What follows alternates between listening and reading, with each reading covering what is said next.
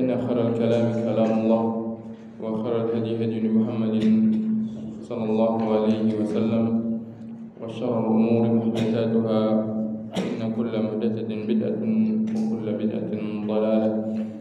إخواني وأخواتي في الدين azani Allah wa iyyakum.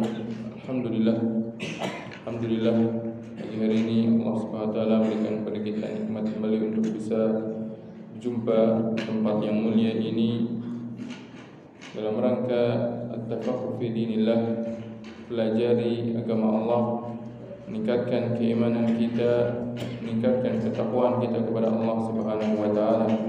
Dan alhamdulillah kita pun telah berada dari penghujung bulan Sya'ban, yang mananya berarti dalam waktu dekat kita akan menjumpai musim-musim kebaikan yang lain, yaitu bulan Ramadan, bulan yang dibukakan di dalamnya pintu-pintu surga dan ditutup pintu-pintu neraka, bulan yang di dalamnya terdapat ampunan-ampunan Allah Subhanahu wa taala kepada para hamba-hamba yang dicintainya, bulan yang dimana Allah Subhanahu wa taala memberikan kesempatan kepada para hambanya yang mereka lalai di waktu-waktu yang lain agar mereka segera kembali kepada Allah Subhanahu wa taala, agar mereka berupaya untuk meraih kecintaan Allah Subhanahu wa taala di bulan tersebut.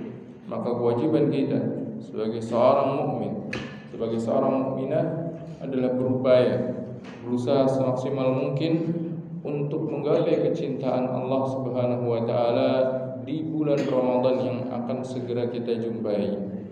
Dan tentunya meraih kecintaan Allah Subhanahu wa taala merupakan tujuan yang sangatlah utama, bahkan haruslah menjadi sebuah prioritas seorang hamba, yaitu dia meraih kecintaan Allah Subhanahu wa taala.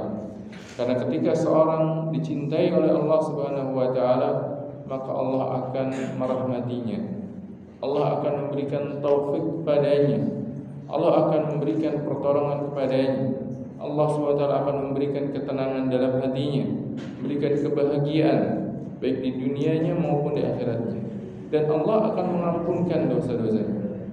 Ini adalah buah dari kecintaan Allah kepada seorang hamba.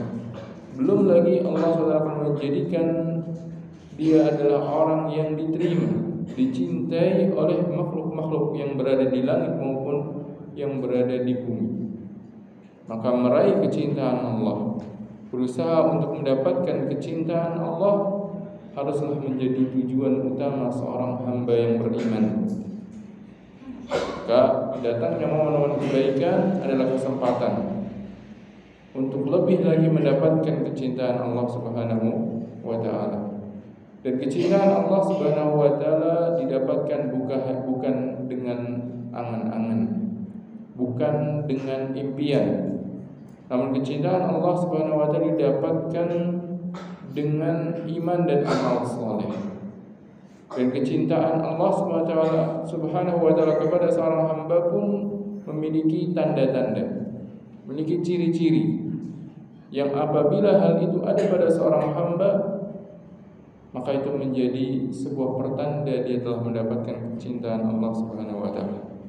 Maka tidak setiap orang bisa untuk mengaku mengklaim bahwasanya dia telah mendapatkan kecintaan Allah Subhanahu wa taala, kecuali apabila memang tampak padanya tanda-tanda dari kecintaan tersebut. Oleh karena itu, ikhwani wa akhwati fiddin azani Allah wa iyyakum, pada kesempatan pagi hari ini kita akan membahas bab yang berbicara tentang tanda-tanda kecintaan Allah Subhanahu wa taala kepada seorang hamba, serta anjuran agar kita berusaha semaksimal mungkin berupaya untuk mendapatkan kecintaan tersebut. Karena kecintaan Allah merupakan sebuah keberuntungan yang besar apabila bisa diraih oleh seorang hamba. Al-Imam An-Nawawi rahimahullah membawakan dalam kitab ini Riyadhus Shalihin min kalami Sayyidil Mursalin bab yang berjudul alamatu hubbillahi ta'ala lil 'abdi wal hathu 'ala at-takhalluq biha was-sa'i fi tahsiliha. Tanda-tanda kecintaan Allah kepada seorang hamba dan anjuran agar kita berupaya menjadikan tanda-tanda tersebut adalah sesuatu yang menjadi kepribadian kita, serta berupaya untuk terus mempertahankannya. Beliau bawakan dua firman Allah Subhanahu wa taala di dalam bab ini dan juga beberapa hadis-hadis Nabi yang mulia sallallahu alaihi wasallam. Di antaranya dalam Al-Qur'an Allah Subhanahu wa taala sebutkan dalam surat Ali Imran ayat yang ke-31. Allah Subhanahu wa taala firman, "Qul in kuntum tuhibbunallaha fattabi'uni yuhibbukumullah wa yaghfir lakum dzunubakum wallahu ghafurur rahim." Katakanlah kepada mereka, kepada manusia, kepada hamba-hamba yang beriman, yang mereka menyatakan dirinya cinta kepada Allah Subhanahu wa taala. Setiap orang mukmin kalau ditanya apakah dia mencintai Allah, jawabannya pasti iya, dia mencintai Allah. Tidak mungkin kemudian dia mengatakan saya membenci Allah. Kalau dia membenci Allah maka celaka dia. Jadi kufur dia ketika dia membenci Rabb-Nya yang ciptakan dia, yang memberikan rezeki kepadanya, yang memberikan kepada dia berbagai nikmat, memberikan kepadanya berbagai kasih sayang. Maka tidak akan mungkin bagi seorang yang mengatakan saya membenci Allah, tidak akan mungkin. Pasti secara spontan dia akan mengatakan iya, saya mencintai Allah. Namun Allah Subhanahu wa taala menegaskan dalam ayat ini sebuah ujian bagi setiap hamba yang menyatakan dirinya mencintai Allah. Siapapun orangnya ketika dia menyatakan cinta kepada Allah, Allah Subhanahu wa taala perintahkan kepada Nabi yang mulia mengatakan kepada orang tersebut, in kuntum tuhibbunallah fattabi'uni. Jikalau kalian memang mencintai Allah, maka ikuti aku. Mengikuti Nabi sallallahu alaihi wasallam, mengikuti beliau di dalam beribadah kepada Allah Subhanahu wa taala, mengikuti beliau di dalam bermuamalah terhadap sesama manusia, mengikuti beliau di dalam keseharian beliau dan perbuatan serta ucapan-ucapan yang beliau lakukan. Qul in kuntum tuhibbunallah fattabi'uni, maka ikutilah aku. Oleh karena itu di dalam salat kita pun diperintahkan untuk mengikuti Nabi sallallahu alaihi wasallam. Dalam salat kita tidak bisa kemudian kita seenaknya mengerjakan ibadah salat tersebut. Rasulullah SAW bersabda, "Shallu kama ra'aitumuni shalli." Salatlah kalian sebagaimana kalian melihat aku salat. Rasulullah SAW perintahkan kepada para sahabat yang ketika itu hadir agar mereka memperhatikan salat beliau, mencontoh salat beliau. Dan juga Rasulullah mengatakan kepada orang-orang beriman yang tidak menjumpai beliau, yang ketika itu tidak hadir di dalam salat beliau, agar mereka mempelajari tentang tata cara salat beliau, agar salatnya sebagaimana beliau sallallahu alaihi wasallam salat. Begitu juga dalam ibadah haji, ibadah umrah. Khudhu anni manasikakum, kata Nabi sallallahu alaihi wasallam. Ambil dariku cara manasiknya kalian. Manasik itu jangan diartikan persiapan berangkat haji umroh. Dalam bahasa kita kalau disebut manasik, mau manasik haji itu berarti sejak kita belum berangkat latihan dulu. Manasik itu dalam bahasa berjamaah dari mansak. Mansak itu adalah ritual-ritual atau amalan-amalan yang dilakukan selama proses perjalanan ibadah haji dan umroh. Mulai dari ihramnya, tawafnya, sa'ainya, lempar jumrahnya, itu namanya manasik. Maka maksudnya khudhu anni manasikakum, ambil dariku cara-cara kalian menjalankan ibadah haji dan umrah tersebut. Bagaimana Rasulullah berihram, dari mana beliau berihram, bagaimana tata cara berihram, bagaimana beliau tawaf, bagaimana beliau sa'i, bagaimana beliau melempar jumrah. Di sebagian kaum muslim melempar jumrah, mereka menyangka melempar, syaitan akhirnya ambillah batu yang besar, lempar sekeras-kerasnya. Padahal Nabi SAW tidak demikian mencontohkannya. Diperintahkan mengambil batu yang besar, himas, kecil, tidak terlalu besar, dan melemparnya pun bukan melempar sekuat tenaga. Nabi SAW sudah wanti-wanti, khudhu anni manasikakum, ambil dariku tata cara manasik kalian. Maka Allah SWT menegaskan dalam ayat Al-Quran ini agar qul in kuntum tuhibbunallah, kalau kalian mengakui bahwasanya kalian cinta kepada Allah, kalau kalian benar-benar menyatakan diri kalian adalah cinta kepada Allah, fattabi'uni, maka ikutilah aku. Maka ayat ini disebut para ulama diistilahkan sebagai ayatul imtihan, ayat ujian. Ujian bagi setiap hamba yang beriman, yang dia mengatakan beriman, dia mengatakan cinta kepada Allah, maka dia diuji. Gimana ujian yang dia diberikan? Ujiannya cuma satu soal, cuma satu pertanyaan yang diberikan kepada dia. Kalau memang engkau cinta kepada Allah, maka buktikan dengan cara mengikuti Nabi yang mulia sallallahu alaihi wasallam. Apa yang akan dia dapatkan? Apa nilainya yang akan dia dapatkan kalau dia berhasil menjawab pertanyaan ini dengan cara mengikuti Nabi sallallahu alaihi wasallam dalam ibadah beliau, dalam muamalah beliau, dalam keseharian beliau. Itu dalam semua bentuk sunnah-sunnah Nabi yang mulia sallallahu alaihi wasallam, baik itu sunnah qauliyah, sunnah fi'liyah, sunnah tarkiyah. Maka yang akan dia dapatkan nilainya, hasilnya adalah yuhibbukumullah.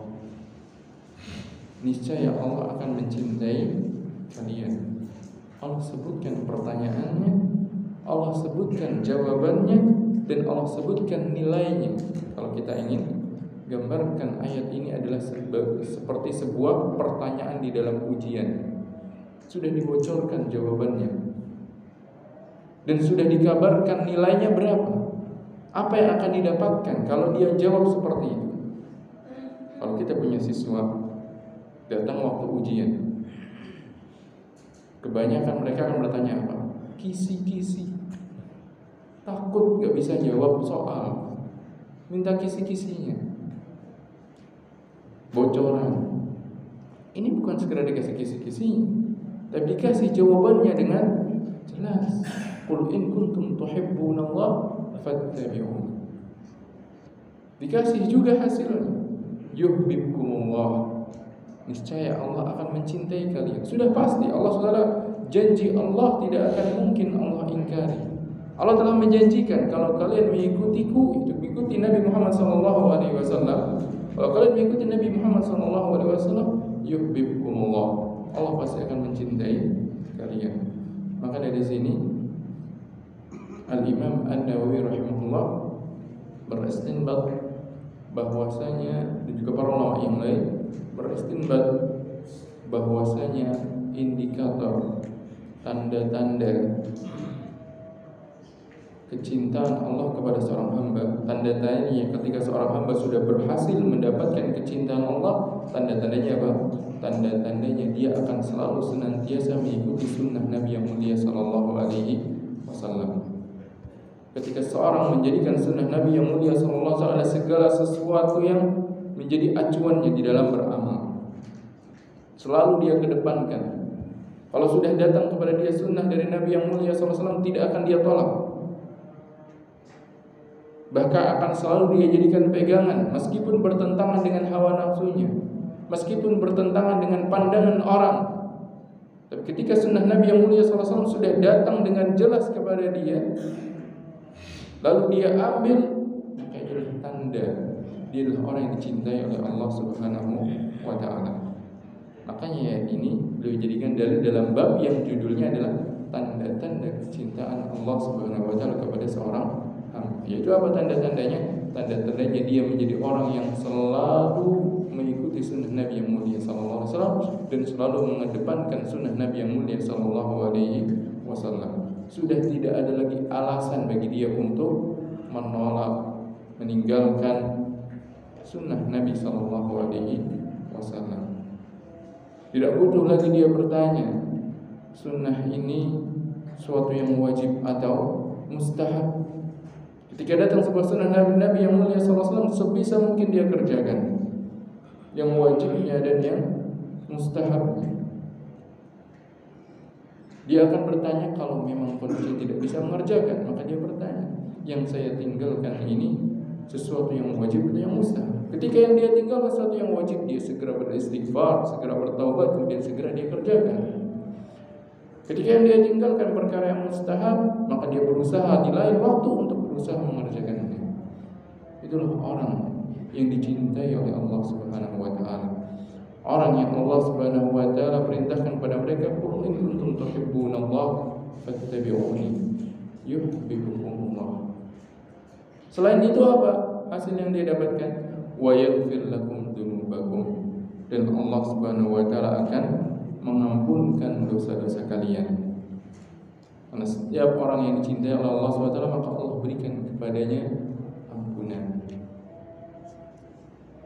Wallahu ghafurur rahim, dan Allah adalah Zat yang Maha Pengampun lagi Maha Penyayang. Maka ayat yang mulia ini harus senantiasa menjadi pegangan kita di dalam beramal dan bermuamalah, dalam beribadah dan bermuamalah. Yaitu apa? Yaitu wajib bagi kita untuk senantiasa mengikuti dan mendekat sedekat-dekat mungkin dan semirip-mirip mungkin dengan apa yang dilakukan oleh Nabi yang mulia Sallallahu Alaihi Wasallam di dalam ibadah dan muamalah beliau. Semoga Allah selalu menjadikan kita termasuk orang-orang yang senantiasa mencintai sunnah-sunnah Nabi yang mulia Sallallahu Alaihi Wasallam dan senantiasa menghidupkan dan mengikuti sunnah-sunnah beliau, menjadikannya adalah hal yang terdepan dibandingkan yang lain. Ayat yang berikutnya yang beliau bawakan dalam bab ini dalam surat Al-Maidah ayat yang ke-54.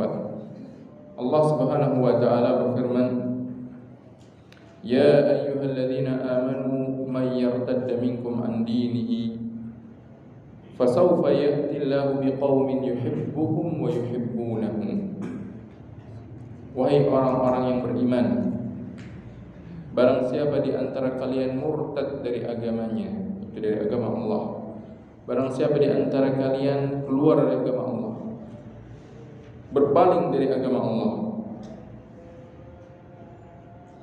fasawfa ya'tillahu biqaumin yuhibbuhum, maka niscaya Allah akan mendatangkan kaum yang lain pengganti kalian. Allah tidak butuh kepada hambanya. Allah tidak akan termudarati sedikit pun ketika para hambanya kufur dan ingkar, karena sebenarnya kitalah yang butuh kepada Allah. Kitalah yang membutuhkan kasih sayang Allah. Kitalah yang membutuhkan ampunan Allah. Bukan Allah Subhanahu wa taala yang membutuhkan kita. Ketika Allah Subhanahu wa taala menciptakan manusia ke dunia, ciptakan jin dan manusia, kemudian Allah Subhanahu wa taala merintahkan kepada mereka agar beribadah kepada Allah, maka bukan karena Allah butuh, namun justru karena Allah ingin memuliakan di antara manusia dan jin tersebut siapa yang mau mendapatkan kasih sayang Allah Subhanahu wa taala, supaya adil untuk bisa memberikan masing-masing sesuai dengan amalannya. Oleh karena itu, ketika Allah menciptakan mereka, menciptakan kita ke dunia ini,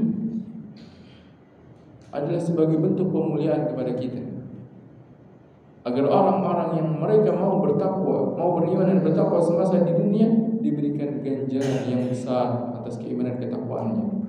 Dan agar orang-orang yang mereka ternyata terbukti ingkar kepada Allah SWT, kufur kepada Allah, mereka dibedakan untuk membedakan mana yang baik, mana yang buruk. Karena kalau sama-sama semuanya dimuliakan oleh Allah, yang mukminnya, yang kafirnya sama-sama dimuliakan di dunia dan akhirat, maka itu bukan sebuah perbuatan yang adil bagi Allah Subhanahu wa taala.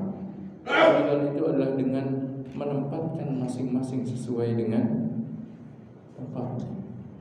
Ketika orang yang baik, sesuatu yang baik ditempatkan di tempat yang baik, dan sesuatu yang buruk ditempatkan di tempat yang buruk, dibedakan antara yang baik dan yang buruk, itulah sebuah keadilan. Tapi kalau justru semuanya disamaratakan, yang baiknya sudah berupaya dengan baik sebaik-baiknya, yang buruk seenak-enaknya berbuat perkara-perkara yang buruk, tidak sama sekali dengan perbuatan yang baik, dan disamakan tempatnya, disamakan kedudukannya, inilah sebuah kezaliman. Akan duduk sama. Ibaratnya kalau kita sebagai seorang guru punya murid, kita adakan ujian. Ada murid yang dia berusaha keras, bersungguh-sungguh belajar, memperhatikan, dia persiapkan ujian dengan sebaik mungkin, bisa menjawab pertanyaan-pertanyaannya dengan baik, semuanya terjawab dengan benar. Ada murid yang lain tidak pernah belajar, tidak mempersiapkan diri untuk ujian. Ketika diberikan soal, tidak ada yang bisa dia jawab. Dia serahkan lembaran dengan pertanyaan la adri, saya tidak tahu. Yang satu menjawab dengan jawaban yang benar. Dikumpulkan lembaran, kemudian gurunya menilai, pulan 100.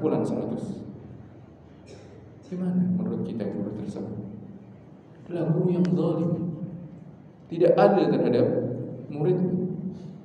Yang murid yang rajin, yang dia benar-benar bersemangat, diberikan nilai 100. Memang haknya mendapat 100. Murid yang ternyata tidak bisa menjawab dan tidak mau belajar sama sekali, sama, diberikan juga nilai 100, padahal dia tidak berhak untuk mendapatkan nilai 100. Adalah sebuah kezaliman. Maka tujuan Allah Subhanahu wa taala menciptakan manusia ke dunia, kemudian merintahkan mereka dengan perintah-perintah, adalah tujuannya adalah liyamizallahu al-khabitha minat thayyib, agar membedakan mana yang baik, mana yang buruk.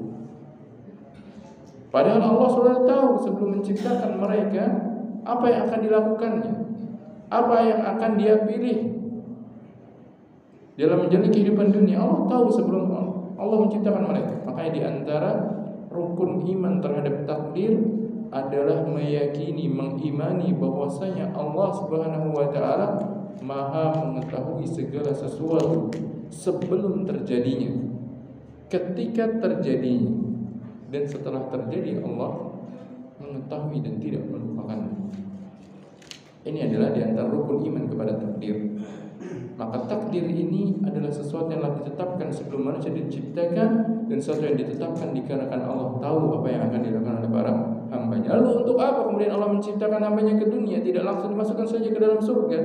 Kalau Allah sudah mengetahui, tujuannya adalah untuk menampakkan betapa adilnya Allah Subhanahu wa taala, di mana Allah tidak akan memperlakukan yang sama antara yang baik dan yang buruk. Allah berikan masing-masing sesuai dengan amalannya. Maka barang siapa yang dia beriman, maka Allah akan muliakan. Barang siapa yang dia kufur atau bahkan dia murtad, keluar dari keimanan, maka sungguhnya Allah tidak terugikan dengan apa yang dia lakukan, dan Allah Subhanahu wa taala akan mendatangkan hamba yang lain yang Allah mencintai mereka dan mereka pun mencintai Allah Subhanahu wa taala. Maka Allah tegaskan dalam ayat ini, ya ayyuhalladzina amanu may yartadda minkum an dini. Barang siapa di antara kalian murtad dari agamanya, fasawfa ya'tillahu biqaumin yuhibbuhum wa yuhibbuna. Maka Allah pasti akan mendatangkan gantinya. Mendatangkan ganti itu orang-orang yang Allah mencintai mereka dan mereka pun mencintai Allah. Di sini Allah telah menegaskan orang-orang tersebut dicintai oleh Allah Subhanahu wa taala. Dan sebuah keistimewaan yang besar kalau seorang sudah mendapatkan pernyataan dicintai oleh Allah Subhanahu wa taala. Sebagaimana pernah suatu ketika Rasulullah sallallahu alaihi wasallam mengatakan kepada para sahabatnya, la utiyanna rayata wadan rajulan yuhibbullaha wa rasulahu wa yuhibbuhullahu wa rasuluhu. Akan aku berikan bendera ini esok ketika itu beliau sedang memberikan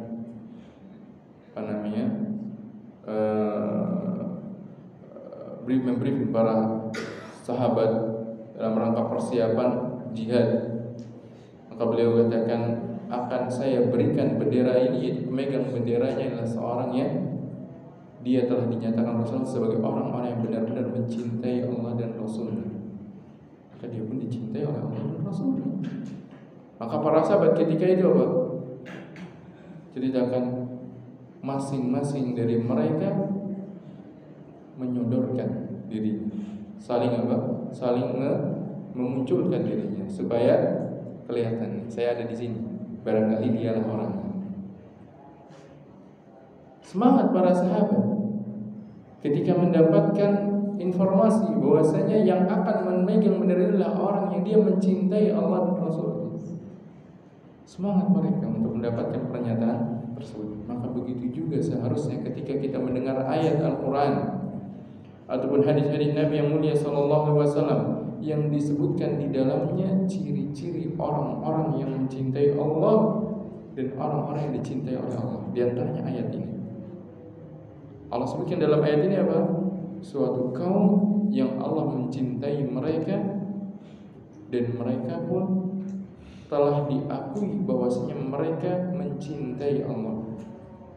Fasawfa ya'tillahu biqaumin yuhibbuhum wa yuhibbuna. Apa sifatnya? Nah, inilah yang perlu kita ketahui.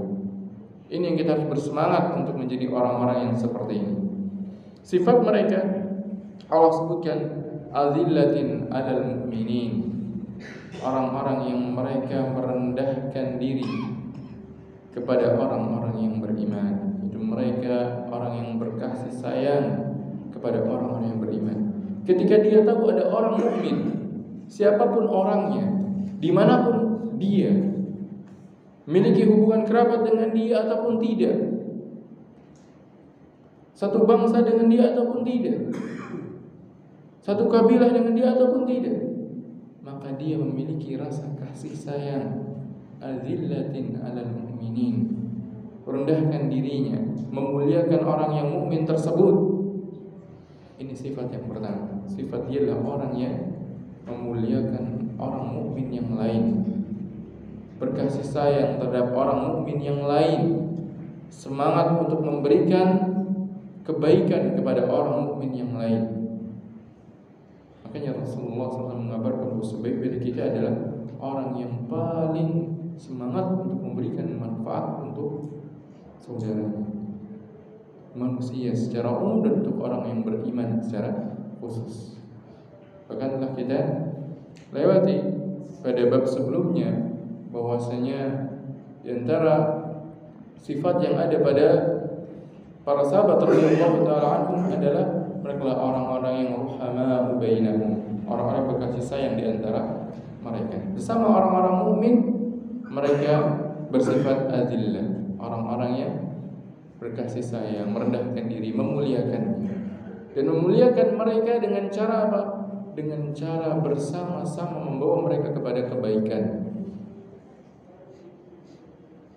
Imma dengan cara mengajak mereka kepada kebaikan bersama-sama dia, imma dengan cara menolong mereka dari kezaliman yang sedang menimpa mereka. Makanya Rasulullah SAW pernah perintahkan kepada kita, unsur akhaka zaliman atau mazluman, tolong saudaramu, baik dia itu dalam posisi sebagai orang yang zalim ataupun sebagai orang yang dizalimi. Orang yang dizalimi jelas cara kita menolong dia, menolong dengan harta, menolong dengan bantuan, menolong dengan waktunya kita menyelamatkan dia dari kezalimannya. Dia dizalimi oleh orang, dia disakiti orang,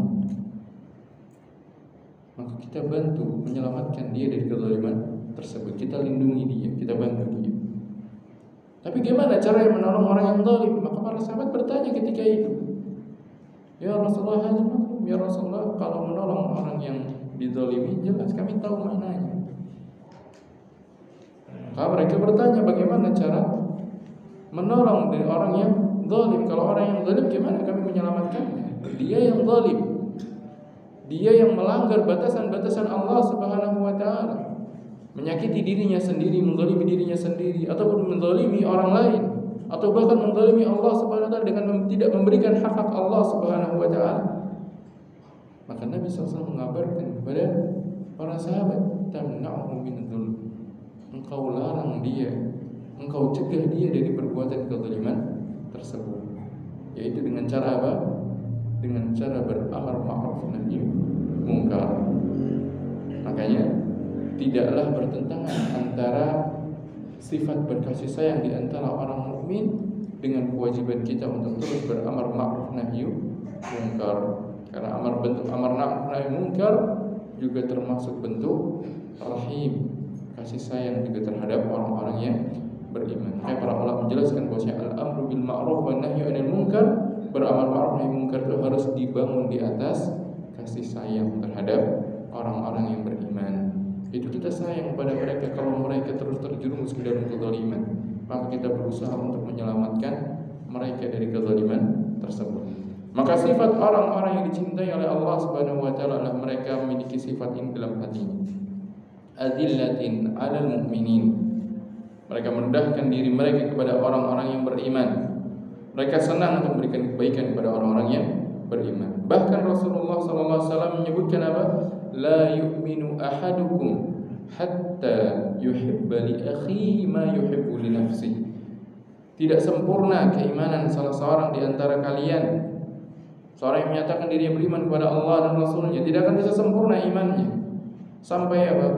Sampai dia bisa merealisasikan sebuah sikap, yaitu dengan cara apa? Dia mencintai untuk saudaranya, senang memberikan sesuatu kepada saudaranya, hal yang dia sendiri senang untuk mendapatkan sesuatu tersebut. Dia senang kalau saudaranya, dia senang kalau dia diberikan kebaikan oleh orang lain. Maka begitu juga dia memperlakukan saudaranya sesama mukmin, dia berikan kebaikan kepada mereka. Dia senang ketika dia dalam kesusahan, dia dibantu, maka dia pun membantu kepada saudaranya yang kesusahan. Demikianlah prinsipnya di dalam bermuamalah terhadap seorang mukmin. An yuhibba li akhihi ma yuhibbu li nafsihi. Maka sifat yang pertama orang-orang dicintai oleh Allah Subhanahu wa taala adalah mereka berkasih sayang dan saling merendahkan hati kepada sesama mukmin. Yang kedua, a'izzatin 'alal kafirin. Dan mereka memiliki izzah, memiliki sifat ketegasan, kewibawaan terhadap orang-orang kufar. Itu mereka tidak merendahkan diri mereka kepada orang-orang kufar. Mereka tidak menjual agama mereka untuk mendapatkan keuntungan dari orang-orang kufar. Tidak. Justru mereka menjaga kemuliaan agama mereka, kemuliaan diri mereka. Bahkan mereka tidak merendah diri terhadap orang-orang kafir. Ini sifat mereka. Aizzatin 'alal kafirin. Dan ada yang disebutkan asyidda'u 'alal kufar. Mereka orang yang memiliki syiddah, memiliki tegasan, kuat, kokoh dirinya, memiliki prinsip dalam bermuamalah terhadap orang-orang kafir. Apa prinsipnya? Prinsipnya adalah mereka lebih mengedepankan agama Allah dibandingkan keuntungan yang mereka dapatkan dari orang-orang kufar. Bukan berarti mereka tidak berbuat baik kepada orang tidak. Bukan berarti kemudian mereka menyakiti orang-orang kufar, tidak. Orang-orang kufar, orang-orang kafir pun terbagi menjadi beberapa macam. Ada kufar harbi, ada orang-orang kafir yang mereka memerangi kaum muslimin, mengangkat senjata kepada kaum muslimin. Maka mereka lah orang-orang yang diperangi juga. Ada orang-orang kafir yang mereka ada distilahkan sebagai kafir dhimmi, kafir musta'man, kafir mu'ahad. Maka mereka orang-orang kufar yang wajib bagi kaum muslimin untuk menjaga hak-hak darah mereka, hak-hak harta mereka, dengan tetap memperlakukan mereka sebagaimana memperlakukan kaum muslimin. Yang zalim dilarang dari kezalimannya, yang terzalimi ditolong dari kezaliman tersebut. Maka para ulama di antara mereka ada yang membahas pembahasan khusus tentang hak-hak orang kufar tersebut. Islam sebagai kufar itu. Belum lama ini kemarin saya ketemu dengan seorang, subhanallah, beliau ini rombongan saya, kemudian ngajak ngobrol, ternyata ngajak ngobrolnya dengan bahasa Arab. Kemudian dia sebutkan, Ustaz, dulu saya ini bukan muslim.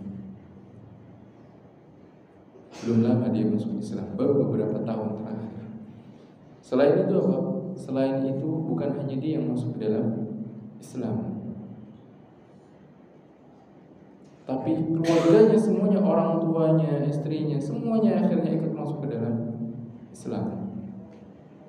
Lalu dia ceritakan bahwasanya setelah masuk dalam Islam, setelah dia belajar Islam, dia dapatkan kebaikan-kebaikan dalam Islam yang menjadikan dia semakin kokoh keimanannya. Ya subhanallah, dia ceritakan kepada saya, dan dia semangat untuk terus mempelajari tentang Islam. Bahkan dia bisa bicara dengan bahasa Arab, karena yang bahasa ini adalah bahasa yang digunakan untuk mempelajari Islam, bahasa yang Allah SWT turunkan dengannya Al-Quran.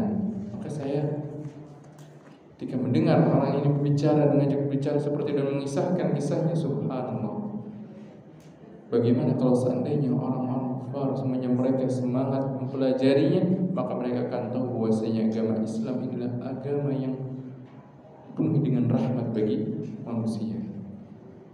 Yang kalau kita lihat dari sepenggal ayat, orang-orang yang beriman memiliki sifat izzah, tapi ternyata ketika mendengar ayat-ayat yang lain, dalil-dalil yang lain, ternyata izzah tersebut, kewibawaan ketegasan tersebut dan ketegasan di atas keimanan tidak menghalangi kita untuk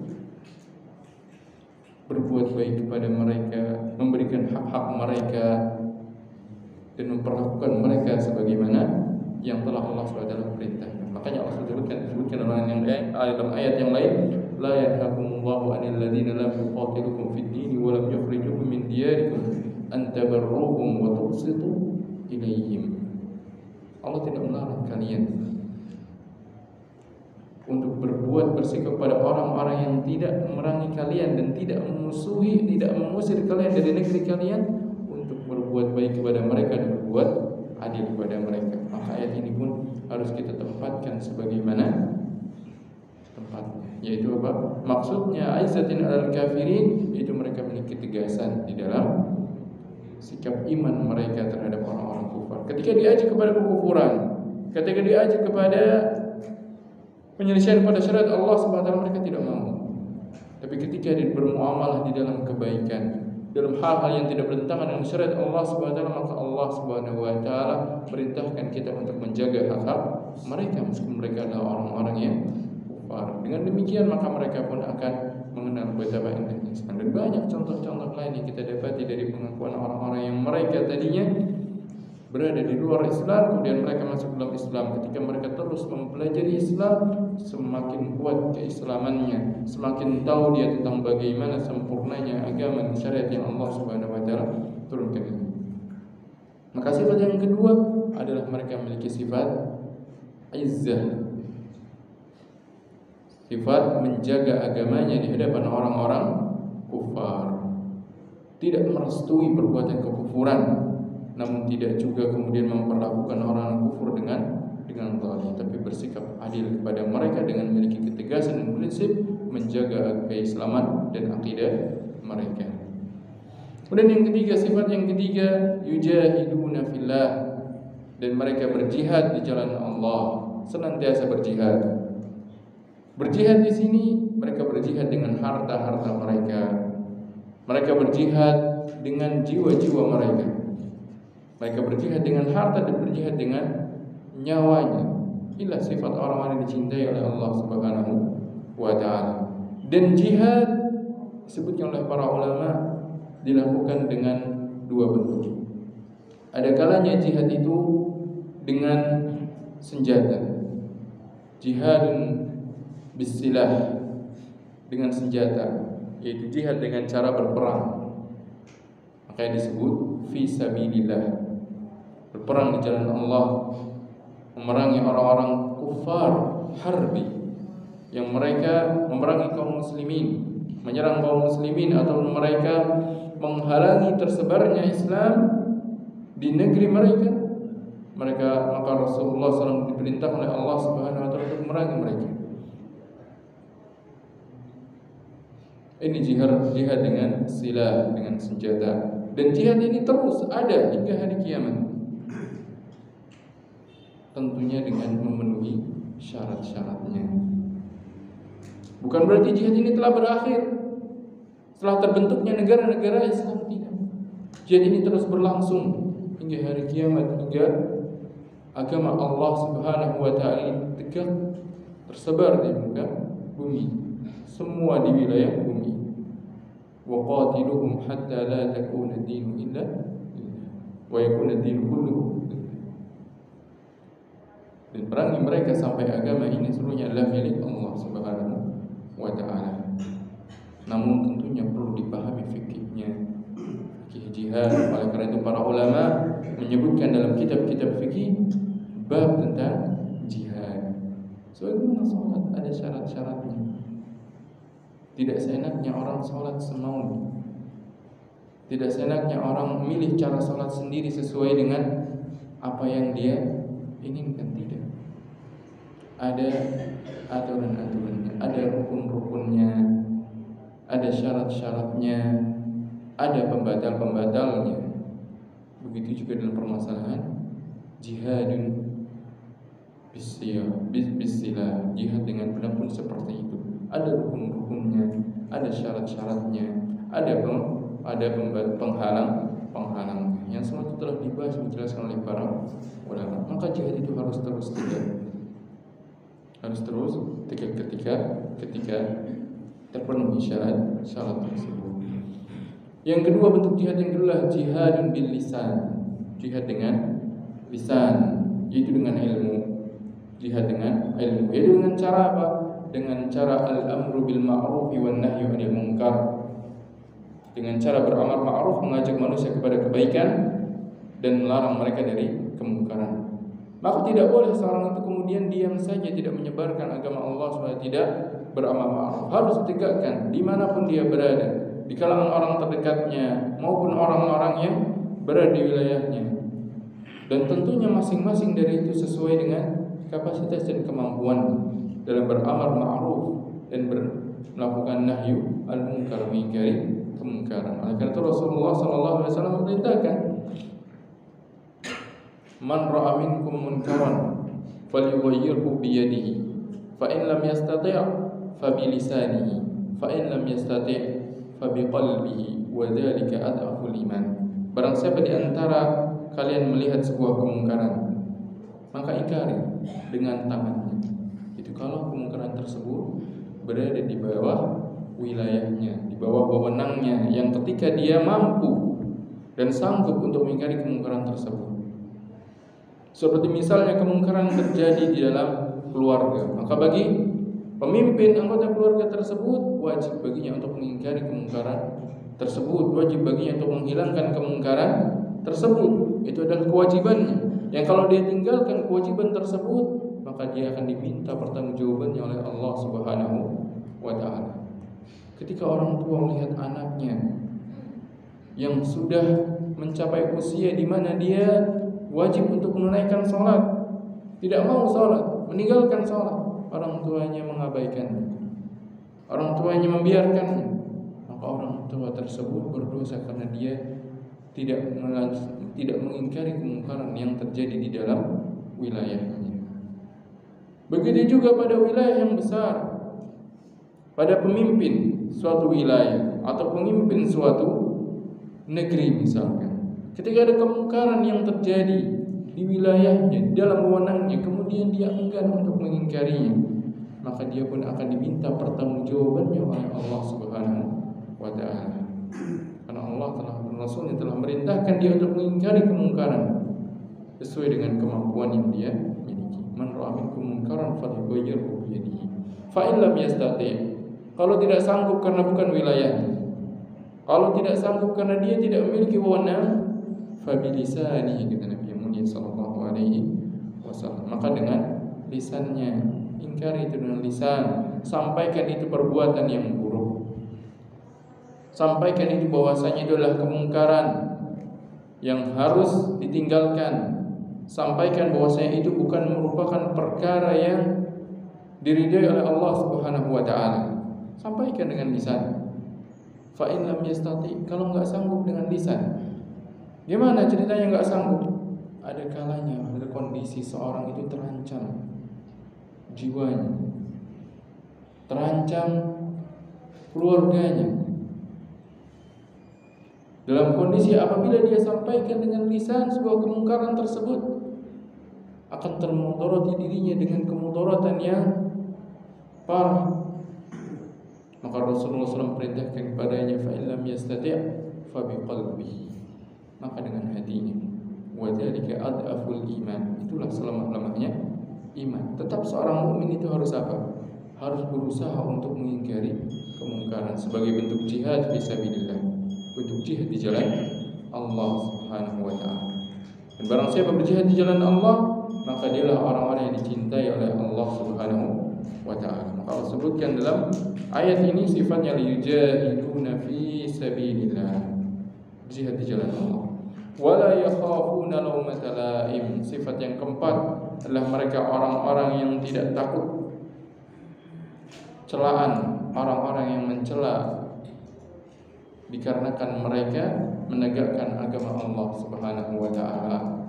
Tidak takut terhadap gangguan dan celaan orang-orang yang mencela dan menyakitinya. Mereka bersabar karena sesungguhnya di dalam jalan menyebarkan agama Allah, dalam dakwah, dalam amar ma'ruf nahi munkar, pasti ada musuh, pasti ada orang-orang yang tidak senang dari kalangan syaitan jin maupun syaitan manusia.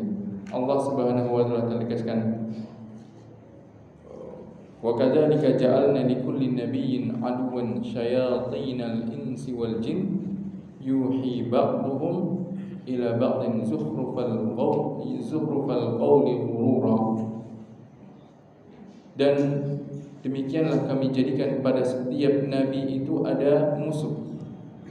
Setiap nabi yang dia mendakwahkan agama Allah Subhanahu wa taala pasti ada musuhnya.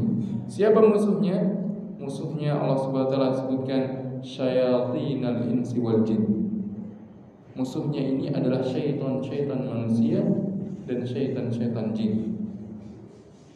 Karena syaitan itu ada dari kalangan manusia, ada dari kalangan jin.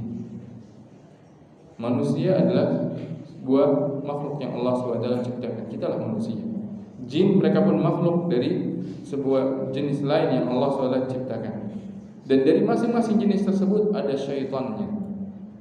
Syaitan yaitu makhluk yang mereka membangkang, disebut sebagai syaitan. Makanya pada manusia ada syaitannya, pada jin ada syaitannya, pada hewan pun ada syaitannya. Sebagaimana Rasulullah SAW sebutkan bahwa al-kalbul aswadu syaitan, anjing hitam itu syaitan.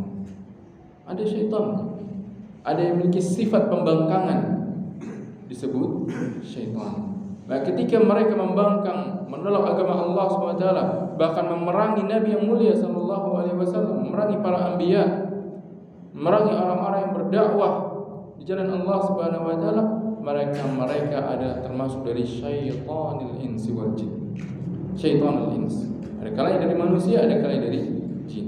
Bagaimana cara mereka menghalangi dakwah tersebut? Yuhi ba'dhum ila ba'din zukhrufal qawli ghurura.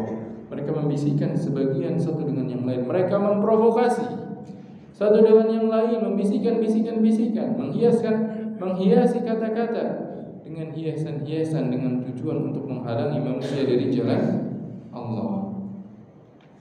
Demikian Allah SWT tegaskan kepada kita, dikabarkan kepada kita.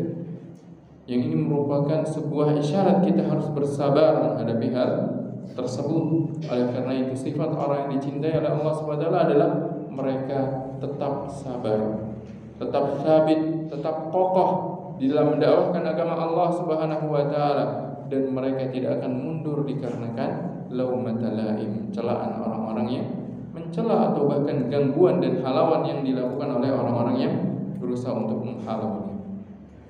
Ini sifat mereka. Wala yakhafun, mereka tidak takut. Tetap mereka maju, mengambil langkah yang bijak, mengambil cara dakwah yang bijak, dan mereka tidak mundur, tidak kemudian mereka berpaling dari agama Allah Subhanahu wa taala. Merekalah orang-orang yang dicintai oleh Allah Subhanahu wa taala. Sifat orang-orang yang Allah SWT cintai mereka, dan mereka pun telah dibenarkan kecintaan mereka kepada Allah Subhanahu wa taala. Semoga Allah SWT jadikan kita termasuk orang-orang yang mencintai Allah, mencintai Rasulnya, dan juga orang-orang yang dicintai oleh Allah dan Rasulnya. Tentunya hal itu diwujudkan dengan cara merealisasikan sifat-sifat tersebut, sifat-sifat yang tadi kita dengar dalam ayat ini. Dan tentunya sifat-sifat itu tidak akan bisa kita dapatkan kecuali apa? Kecuali jikalau Allah berikan taufik kepada kita. Makanya Allah sebutkan di akhir ayatnya apa? Dzalika fadlullahi yu'tihi man yasha wallahu wasi'un alim. Ini sifat yang ada pada orang-orang ini yang mereka dicintai oleh Allah dan mereka mencintai Allah adalah fadlullah, adalah karunia dari Allah. Yu'tihi man yasha, Allah berikan kepada hamba-hamba yang dikehendakinya. Maka caranya bagaimana untuk mendapatkan sifat-sifat ini? Bagaimana caranya untuk mendapatkan kecintaan Allah Subhanahu wa taala? Caranya adalah meminta kepada Allah Subhanahu wa taala. Minta agar kita dijadikan orang-orang yang saleh. Minta agar kita dijadikan orang-orang yang dicintai oleh Allah. Minta agar kita dijadikan orang-orang yang memiliki sifat-sifat ini. Maka doa adalah kunci dari semua bentuk kebaikan. Barang siapa dibukakan baginya pintu doa, itu dia diberikan taufik oleh Allah untuk berdoa, maka dibukakan baginya segala bentuk kebaikan. Dan kita selalu minta kepada Allah SWT setiap hari ketika kita melangkahkan kaki kita ke masjid. Kita ucapkan Allahumma ftahli abwaaba rahmatik, ya Allah bukakan bagiku pintu-pintu rahmat. Di antara pintu-pintu rahmat adalah kebaikan-kebaikan yang Allah bukakan kepada seorang hamba. Maka kita terus berdoa minta kepada Allah Subhanahu wa taala. Allah telah menjanjikan wa qala rabbukum ud'uuni astajib lakum. Dan Rabb kalian telah berfirman, ud'uuni, mintalah kepadaku, niscaya akan aku ijabahi permohonan kalian. Maka ikhwan wa akhwati fid din, azani Allah wa iyyakum. Perbanyaklah berdoa kepada Allah Subhanahu wa taala, dan jangan lupakan kita berdoa agar kita dijadikan orang-orang yang ditetapkan dalam keimanan, orang-orang yang diberikan taufik untuk bertakwa kepada Allah Subhanahu wa taala agar bisa mendapatkan kecintaan Allah Subhanahu wa taala. Terlebih kita akan segera masuk pada bulan Ramadan, bulannya siyam, bulannya berpuasa, yang dimana doa orang yang berpuasa adalah doa orang yang sangat besar harapannya untuk diijabah oleh Allah Subhanahu wa taala. Maka perbanyaklah doa di bulan Ramadan dan perbanyaklah minta kepada Allah Subhanahu wa taala kebaikan untuk dunia kita dan juga kebaikan untuk akhirat kita. Ini ayat yang mulia yang beliau sampaikan di dalam bab ini, bab tentang tanda-tanda kecintaan Allah kepada seorang hamba. Satu lagi hadis yang beliau sampaikan berbicara tentang tanda-tanda cintaan Allah kepada seorang hamba. Dari Abu Hurairah radhiyallahu taala anhu, beliau mengatakan, qala Rasulullah sallallahu alaihi wasallam. Rasulullah sallallahu alaihi wasallam bersabda, Inna Allah Ta'ala qala man adali waliyan faqad adantuhu bil harbi. Allah Subhanahu wa taala berfirman, barang siapa memusuhi waliku, maka aku umumkan perang dengannya.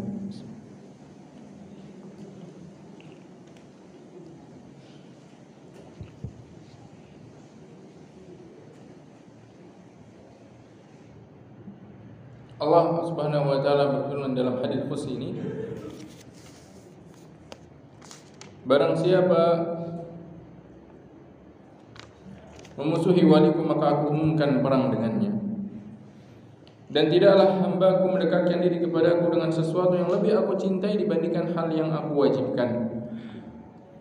Dan apabila hambaku terus mendekatkan diri dengan amalan-amalan nafilah, maka niscaya aku akan mencintainya.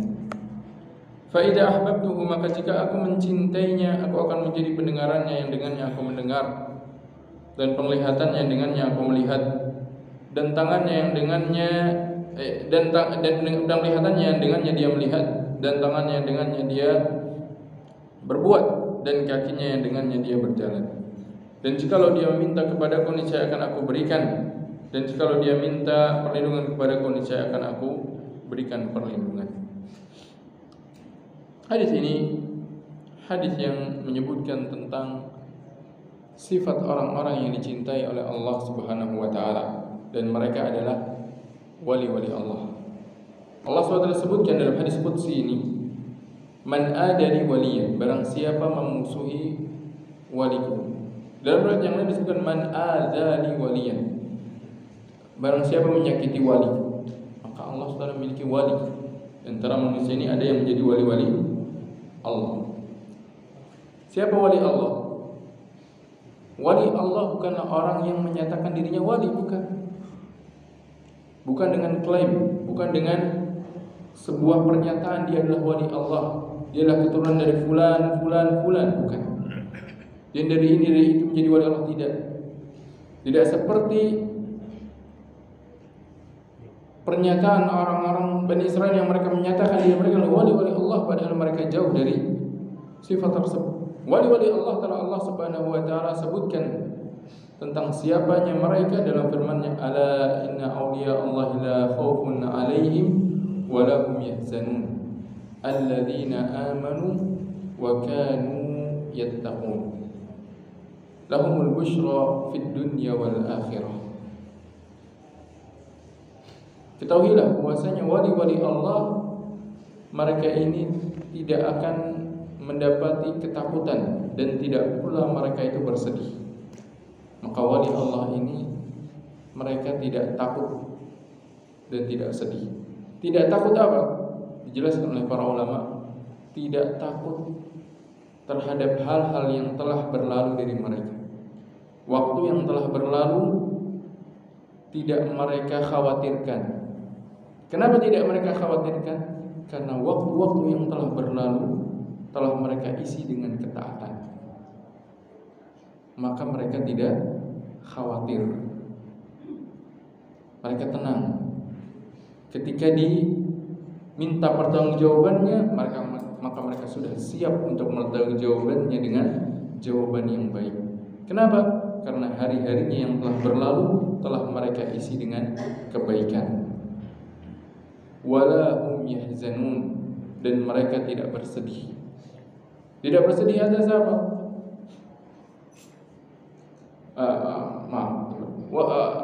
La khaufun alaihim, mereka tidak takut tidak khawatir terhadap apa yang akan mereka hadapi.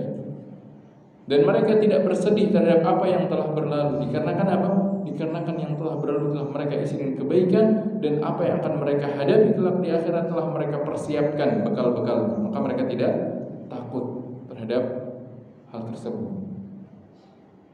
La khaufun alaihim wa lahum yahzanun, mereka tidak takut terhadap sesuatu yang akan mereka hadapi, dan mereka tidak bersedih terhadap sesuatu yang telah berlalu. Sebagaimana sifatnya orang-orang ini tatkala mereka dicabut nyawanya. Innal ladzina qalu rabbuna Allah tsumma istaqamu tatanazzalu 'alaihimul malaikatu alla takhafu wa la tahzanu. Alla takhafu wa la tahzanu. Sungguhnya orang-orang yang beriman dan mereka sungguhnya orang yang mengatakan Rabbuna Allah, tsumma istaqamu, kemudian mereka istiqamah di atas hal tersebut, istiqamah di atas iman dan ketakwaan. Maka malaikat akan datangi mereka tatkala mereka dicabut nyawanya oleh Allah Subhanahu wa taala. Tatkala mereka sudah meninggalkan dunia, maka mereka akan diberikan kabar gembira. Apa diberikan kabar gembiranya? Alla takhafu wa la tahzanu. Tidak perlu takut apa yang akan kau hadapi di akhirat. Mereka tidak akan menjumpai adab kubur. Justru mereka mendapatkan nikmat-nikmat kubur, dan mereka tidak akan dijerumuskan ke dalam neraka oleh Allah Subhanahu wa taala. Wala tahzanu, dan tidak perlu kalian bersedih terhadap apa yang kalian tinggalkan. Maka orang yang beriman, orang yang bertakwa, ketika dia meninggal justru dia itu bahagia. Kenapa? Berakhir dari fitnah-fitnah di dunia ini yang begitu banyaknya. Maka Allah Subhanahu wa taala tegaskan tentang sifat auliya-Nya, ala inna auliya Allah la khaufun alaihim wa la hum yahzanun. Bagaimana caranya agar mereka tidak takut dan mereka tidak bersedih? Alladzina amanu wa kanu yattaqun. Mereka adalah orang-orang yang beriman dan senantiasa bertakwa. Makanya kata para ulama, man kana aminan taqiyan kana lillahi waliyan. Barang siapa beriman dan bertakwa, maka dia adalah wali Allah. Dia adalah wali Allah. Semua orang yang beriman, semua orang yang bertakwa, siapapun orangnya, dari manapun dia, keturunan manapun dia, maka dia adalah wali Allah. Maka perlu kita pahami makna wali. Jangan sampai kita salah dalam maknai wali. Wali Allah adalah setiap orang yang beriman dan bertakwa. Maka barang siapa menyakiti dan memusuhi orang yang beriman dan bertakwa, maka Allah telah tegaskan, faqad adantu bil harbi. Maka aku telah nyatakan perang dengannya. Sebagaimana orang yang dia makan riba, Allah nyatakan perang dengannya. Maka ini adalah ancaman dari Allah SWT bagi orang yang memusuhi orang yang beriman dan bertakwa. Dan bagaimana sifatnya orang yang beriman dan bertakwa tersebut? Sifatnya wali tersebut, Allah tegaskan bahwasanya dia adalah orang yang senantiasa mengerjakan kewajiban-kewajiban.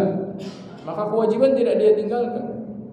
Hal-hal yang wajib yang Allah perintahkan senantiasa dia kerjakan. Makanya Allah sebutkan, wa ma taqarraba ilayya abdi bi syai'in ahabba ilayya mimma aftaradtu alaihi. Dan tidaklah sesuatu yang lebih aku cintai bagi seorang hamba melainkan sesuatu yang aku wajibkan baginya. Ini yang pertama. Yang kedua apa? Wa ma yazalu abdi yataqarrabu ilayya bin nawafil hatta uhibbah. Sifatnya wali Allah adalah dia senantiasa terus menambah amalan-amalan wajibnya dengan amalan-amalan nafilah. Salat itu ada amalan nafilahnya. Puasa ada puasa nafilahnya. Zakat, sedekah ada sedekah nafilahnya. Haji umrah ada amalan nafilahnya. Pada setiap amalan yang Allah SWT perintahkan kepada kita, maka ada yang wajibnya, ada yang nafilah. Ada yang wajibnya, ada yang mustahabnya. Salat misalkan, ada salat wajib 5 waktu, maka ada salat rawatibnya, ada salat malamnya, ada salat duhanya, banyak nafilahnya. Puasa yang wajibnya Ramadan, selain dari bulan Ramadan, maka ada yang puasa nafilahnya. Puasa Syawal, puasa 3 hari setiap bulannya, puasa Senin dan Kamis, puasa Daud, seterusnya. Begitu juga sedekah, yang wajibnya adalah zakat, tapi ada yang nafilahnya, sedekah tatawwu. Sedekah yang wajibnya adalah sedekah seorang kepada istrinya, nafkah kepada istrinya. Namun ada pula yang nafilahnya, nafkahnya dia kepada istrinya, kepada anak-anaknya, yang nafilahnya, yang lebih dari sekedar makanan, pakaian yang cukup. Maka lebih dari itu, maka adalah sedekah juga. Maka seorang yang dia bertakwa kepada Allah, seorang wali Allah, dia tidak hanya mencukupkan diri dengan perkara-perkara yang wajib, tapi dia senantiasa apa? Mengerjakan perkara-perkara yang nafilah, perkara-perkara yang sunnah. Semangat dia terus. Maka indikatornya apa? Ketika dia telah mendapatkan kecintaan Allah, ketika dia telah menjadi wali yang tinggi derajatnya. Karena wali-wali Allah ini tingkatannya pun tidak pada satu tingkatan. Secara umum ada 3 tingkatan. Ada wali yang dia tertinggi, yaitu yang dia senantiasa mengerjakan yang wajib dan terus yang sunnah. Ada yang di tingkatan yang di bawahnya, yang dia mencukupkan diri dengan yang wajib, meninggalkan hal-hal yang diharamkan. Ada wali yang dia mengerjakan perkara-perkara yang wajib, namun dia masih terjerumus dalam perkara-perkara yang diharamkan. Allah tegaskan, "Tsumma awrasnal kitaba alladziina istafayna min ibadina faminhum zalimun li nafsihi wa minhum muqtasidun wa minhum sabiqun bil khairat." Maka wali yang tertinggi, wali yang dia pada tingkatan tertinggi ada indikatornya. Apa indikatornya? Allah SWT sebutkan dalam hadis ini, fa idza ahbabtuhu kuntu sam'ahu alladhi yasma'u bihi. Kalau aku telah mencintainya, maka Allah akan menjadi pendengarannya yang dengannya dia mendengar. Apa maksudnya? Maksudnya Allah akan menjaga pendengarannya sehingga pendengarannya tidak akan dia gunakan kecuali sesuatu yang diridhoi oleh Allah Subhanahu wa taala. Ketika ada sesuatu yang haram, maka dia enggan untuk mendengarnya. Maka dia berpaling langsung dari mendengar hal tersebut. Begitu juga pandangannya, Allah menjaga pandangannya, Allah menjadi pandangannya yang dengannya dia melihat. Ketika ada perkara yang haram, langsung dia berpaling enggan untuk melihat perkara yang diharamkan oleh Allah. Begitu juga tangannya, maka dia tahan tangannya dari mengerjakan perkara yang diharamkan oleh Allah. Begitu juga kakinya enggan baginya untuk melangkah ke tempat-tempat yang tidak diridhoi oleh Allah Subhanahu wa taala. Itu indikatornya. Itu tanda-tanda kecintaan Allah kepada seorang hamba. Maka ketika seorang hamba sudah bisa menjaga pendengarannya, menjaga matanya, menjaga tangannya, menjaga kakinya dari perkara-perkara yang diharamkan dan tidak diridhoi oleh Allah, maka berarti dia telah mendapatkan kecintaan Allah Subhanahu wa taala. Dia telah mendapatkan penjagaan Allah Subhanahu wa taala. Lalu nilai yang lebih dari itu, apabila dia meminta, maka Allah akan mengijabahi doanya. Masih ingat kisah tentang Uwais Al-Qarani? Lihat sifat Uwais Al-Qarani. Berpaling dia dari fitnah-fitnah dunia, maka Allah muliakan dia di dunia dan di akhirat. Dan apabila dia minta perlindungan, Allah pasti akan melindungi. Itulah sifat wali Allah yang sebenarnya. Semoga Allah SWT menjadikan kita termasuk orang-orang yang masuk dalam jalan wali-wali Allah, orang-orang yang dicintai oleh Allah Subhanahu wa taala. Semoga Allah SWT mengampunkan dosa-dosa kita. Semoga Allah SWT memberikan taufik kepada kita untuk terus berada di atas keimanan dan takwa. Demikian yang bisa kita bahas pada pertemuan pagi hari ini. Wassalamualaikum warahmatullahi wabarakatuh. Ada satu pertanyaan di sini. Assalamualaikum warahmatullahi wabarakatuh. Jika jari telunjuk terluka diperban setengah jari karena kukunya lepas, tidak boleh kena air, bagaimana wudunya? Apakah tetap seperti biasa dengan pengecualian jari telunjuk tidak kena air? Kalau yang tidak boleh terkena air hanya bagian kuku, ujung jarinya saja, maka ketika berwudu yang tidak kena air hanya bagian jarinya saja, adapun bagian yang lainnya wajib kena air. Ini kalau diperban, kondisinya diperban, maka perban tersebut hanya sebatas yang diperlukan. Kalau yang diperlukan cukup dengan memperban bagian ujungnya saja, maka hanya bagian ujungnya saja yang diperban.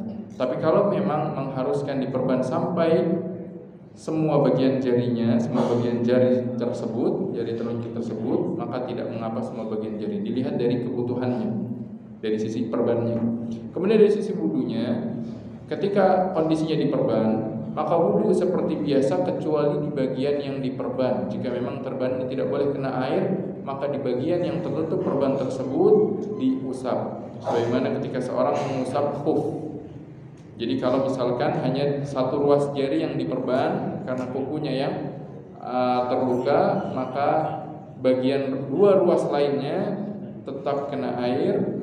Bagian satu ruas yang tertutup perban ini diusap saja, diusap di permukaannya, semua bagian permukaannya diusap dengan air sebagai ganti dari mencucinya. Ini tata cara wudunya apabila dalam kondisi diperban. Wallahu ta'ala a'lam.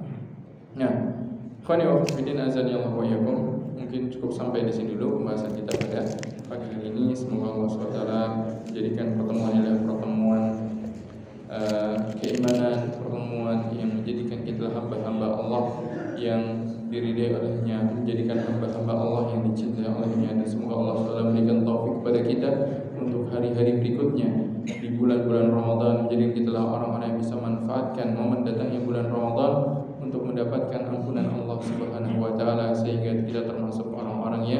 dimerdekakan dari neraka dengan datangnya bulan Ramadan.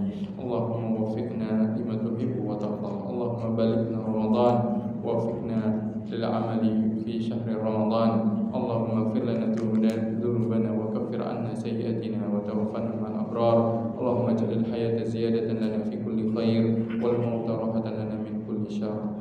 Allahumma rabbana atina fid dunya hasanah wa fil akhirati hasanah wa qina adzabannar. Wa akhir da'wana alhamdulillahi rabbil alamin. Wassallallahu nabiyana Muhammadin wa alihi wa sahbihi wa sallam. Subhanakallahumma bihamdik asyhadu an la ilaha illa anta nastaghfiruka wa natubu ilaik. Wassalamu alaikum warahmatullahi wabarakatuh.